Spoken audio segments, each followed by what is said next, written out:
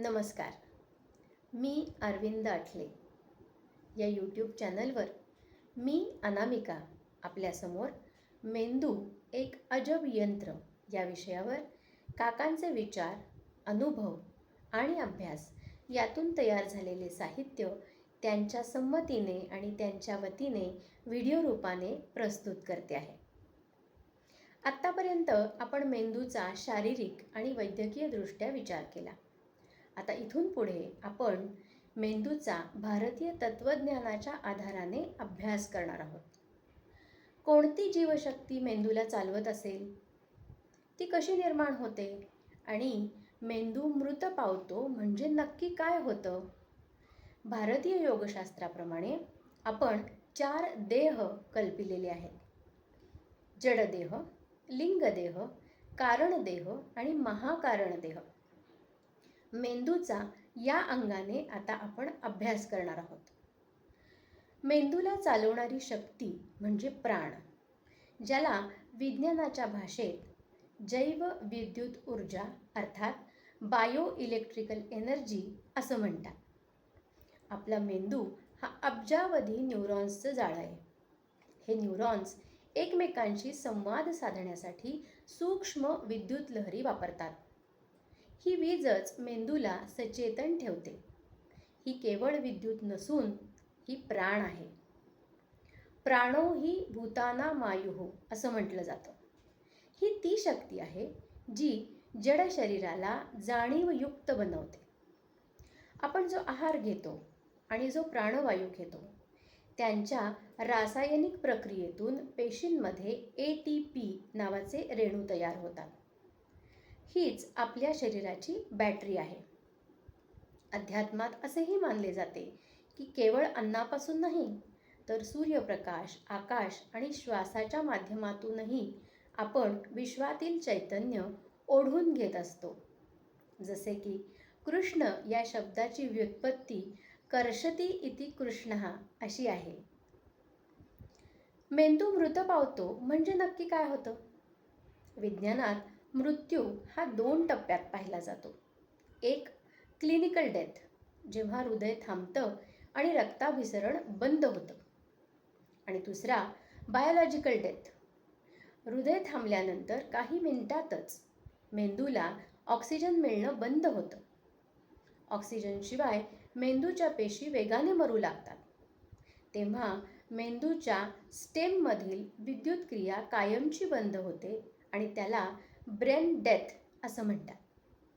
या स्थितीत शरीर यंत्राद्वारे जिवंत ठेवता येते, पण त्यातील स्व किंवा जाणीव कायमची निघून गेलेली असते. मग ही शक्ती जाते कुठे? विज्ञानाला अजून तरी याचं उत्तर सापडलेलं नाही आहे. भारतीय तत्त्वज्ञान असे सांगते की ऊर्जा कधीही नष्ट होत नाही, ती रूपांतरित होते. शरीरातील रासायनिक ऊर्जा उष्णतेच्या रूपात वातावरणात विलीन होते. पण जाणीव आणि चेतना ती कुठे जाते? यावर विज्ञान अजूनही मौन आहे आणि संशोधन करीत आहे. पण भारतीय अध्यात्मात याला उत्तर आहे. जीवशक्ती किंवा आत्मा शरीराचा त्याग करते. जसा आपण जुना पोशाख बदलतो तशी ही शक्ती हे जड शरीर सोडून सूक्ष्म रूपात विलीन होते आणि नवीन प्रवासाला निघते. ती दुसरा योग्य असा नवीन देह धारण करते. सारांश: मेंदू हे केवळ यंत्र अर्थात हार्डवेअर आहे. विद्युत लहरी हे त्यातील इंधन आहे आणि प्राण हा त्याचा चालक आहे. मृत्यू म्हणजे यंत्रातील इंधन संपणे आणि चालकाने ते यंत्र सोडून देणे. आपले भोग भोगून झाले की प्राण ते यंत्र बदलतो आणि दुसऱ्या यंत्रधारकामध्ये म्हणजेच दुसऱ्या देहामध्ये प्रवेश करतो. मृत्यूचं विज्ञान इतकं सहज आणि सोपं आहे, त्यामुळे मृत्यूला भिण्याचं काही कारण नाही. पण आपला देहभाव सुटत नसल्यामुळे आपण मृत्यूला घाबरतो. यानंतर आपण ध्यान आणि मेंदू यांचा संबंध पाहूया. इथे काकांनी खूप वेगळ्या दृष्टिकोनातून आपल्याला पुढे नेऊन अनेक अनाकलनीय विषयांचा खुलासा केलेला आहे. प्रथम आपण मेंदू आणि ध्यान यांचा संबंध पाहणार आहोत. आधुनिक विज्ञानाने हे सिद्ध केले आहे की ध्यान केल्याने मेंदूच्या फक्त कार्यातच नाही तर रचनेत सुद्धा बदल होतात.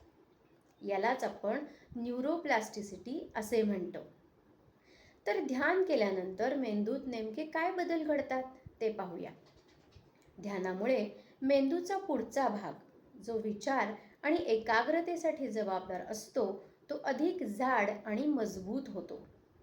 त्यामुळे माणसाची निर्णय क्षमता आणि लक्ष केंद्रित करण्याची शक्ती वाढते.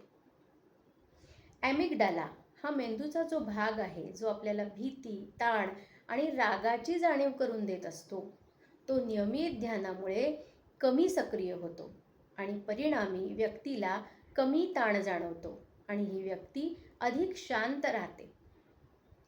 स्मृतीसाठी जबाबदार असलेला हिप्पोकॅम्पस ध्यानामुळे अधिक कार्यक्षम होतो आणि त्यामुळे गोष्टी लक्षात ठेवणे किंवा शिकणे सोपे जाते.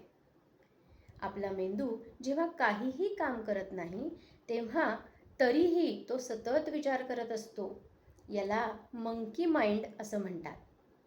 ध्यानामुळे हे अनावश्यक विचार कमी होतात आणि मेंदूला खऱ्या अर्थाने विश्रांती मिळते. ध्यान केल्यामुळे मेंदूत काही आनंददायी रसायनांची पातळी वाढते. उदाहरणार्थ डोपामाइन हे नैराश्य कमी करून आपला उत्साह वाढवते. सेरोटोनिनने मूड सुधारतो आणि मन प्रसन्न राहते. गॅबा हे मेंदूला शांत करते, त्यामुळे आपली चिंता कमी होते आणि आपल्याला छान वाटण्याचा प्रकार वाढतो. ध्यानामुळे मेंदूच्या लहरी पण बदलतात. सामान्य कामात आपण बीटा लहरीमध्ये असतो. ध्यानामुळे आपण अल्फा म्हणजे शांतता आणि थीटा म्हणजे गहन विचार आणि सर्जनशीलता या लहरींमध्ये प्रवेश करतो. त्यामुळे मेंदूला खोलवर विश्रांती मिळते. व्यायाम केल्याने जसे शरीर सुदृढ होते तसेच ध्यान हाही मेंदूचा एक व्यायामच आहे. तो मेंदूला अधिक शांत, लवचिक आणि बुद्धिमान बनवतो, शांत करतो.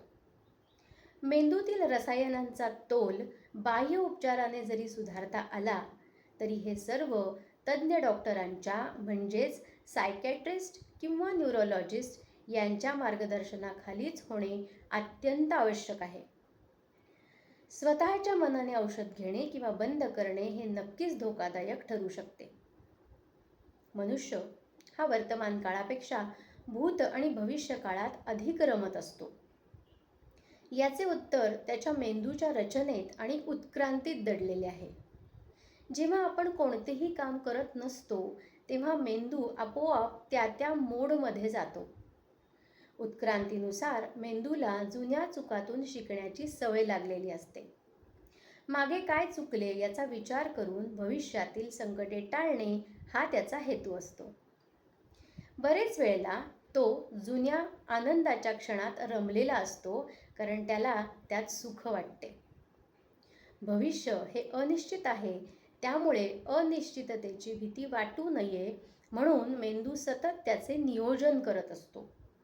भविष्यातील यशाची स्वप्ने पाहिल्याने सुद्धा मेंदूला एक प्रकारचे प्रोत्साहन मिळते.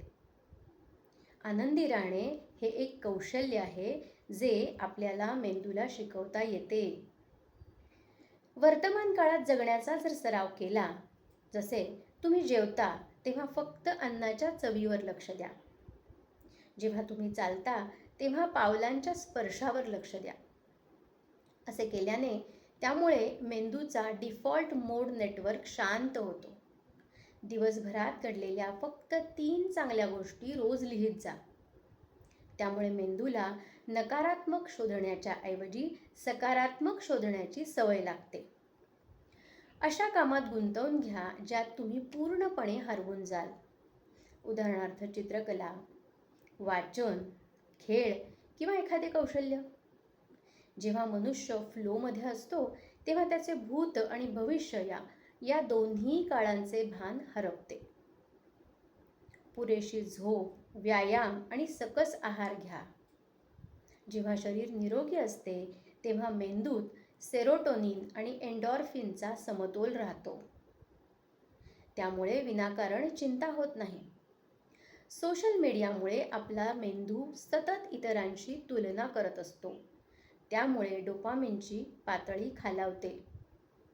स्वतःच्या प्रगतीवर लक्ष केंद्रित करणे हा आनंदाचा अतिशय सोपा असा मार्ग आहे. आता आपण भारतीय योगशास्त्रानुसार मानवाच्या देहाचा अभ्यास करणार आहोत. भारतीय योगशास्त्रानुसार मानवी अस्तित्वाचे जे 4 स्तर मानलेले आहेत ते असे: 1. जड म्हणजे स्थूल, दुसरा लिंग म्हणजेच सूक्ष्म, तिसरा कारण आणि चौथा महाकारण. त्यांच्या प्रवासाचे विज्ञानाशी नाते शोधणे म्हणजे ऊर्जेच्या अक्षयतेचा अभ्यास करणेच आहे. जेव्हा जडदेहाचा मृत्यू होतो आणि मेंदू नष्ट होतो, तेव्हा इतर देहांमध्ये ज्ञानाची आणि अनुभवाची काय अवस्था असते, हे आपण विज्ञानाच्या आणि भारतीय तत्त्वज्ञानाच्या दृष्टिकोनातून आता पाहणार आहोत. मेंदू हा केवळ हार्डवेअर आहे. मृत्यूच्या वेळी हे हार्डवेअर नष्ट होते. विज्ञानानुसार मेंदूतील विद्युत प्रवाह थांबतो आणि सगळ्या स्मृती पुसल्या जातात. पण अध्यात्म म्हणते की या मेंदूने जे अनुभव घेतले त्याचे सॉफ्टवेअर दुसऱ्या देहात हस्तांतरित होते. मृत्यूनंतर जडदेहातील प्राण जेव्हा बाहेर पडतो तेव्हा तो लिंगदेहात असतो. त्याची ऊर्जा नष्ट होत नाही, ती फक्त आपले स्वरूप बदलते. लिंगदेहात मेंदू नसला तरी चित्त असते. आपल्या सर्व वासना, इच्छा आणि संस्कार या देहात ऊर्जा लहरींच्या स्वरूपात साठवलेल्या असतात. जशा रेडिओ लहरी हवेत असतात पण दिसण्यासाठी रेडिओ संचांची गरजच असते, तशा प्रकारे मेंदूची इथे आपल्या या लहरींसाठी गरज असते. कारण देह म्हणजे सर्व कर्मांचे बीज आहे. याला आपण माहितीचे क्षेत्र असे म्हणू शकतो. जसे एका लहान बीजामध्ये संपूर्ण वटवृक्षाची माहिती लपलेली असते, तशी तुमच्या अनंत जन्माची माहिती इथे कारण देहात असते. इथे मेंदू आणि विचारांची धावपळ नसते. इथे फक्त मी आहे हा सुप्त अहंकार असतो. हा देह सुषुप्ती अर्थात गाढ झोप अवस्थेशी साधर्म्य राखतो, जिथे जगाचा विसर पडतो पण अस्तित्व शिल्लक असते. महाकारण देह ही शुद्ध चैतन्याची अवस्था आहे. तेथूनच सर्व विश्वाची निर्मिती झाली आहे. इथे मेंदूची किंवा कोणत्याही देहाची मर्यादा उरत नाही. हा सच्चित आनंद स्वरूपाचा देह आहे. उन्मनी अवस्था ही या महाकारण देहाची प्रचिती आहे. इथे ज्ञान मिळवावे लागत नाही, कारण तुम्ही स्वतःच ज्ञानस्वरूप असता. थोडक्यात मृत्यूच्या वेळी जड मेंदू संपतो, पण त्यातील जाणीव ही एका ढगातून दुसऱ्या ढगात जाणाऱ्या विजेसारखी असते. ती ऊर्जा लिंग किंवा कारण देहात सुरक्षित राहते. उच्च दर्जाच्या साधकाचा हेतू महाकारण देहात स्थिर होणे हाच असतो, जिथे पुन्हा जन्म घेण्याचे कारणच उरत नाही.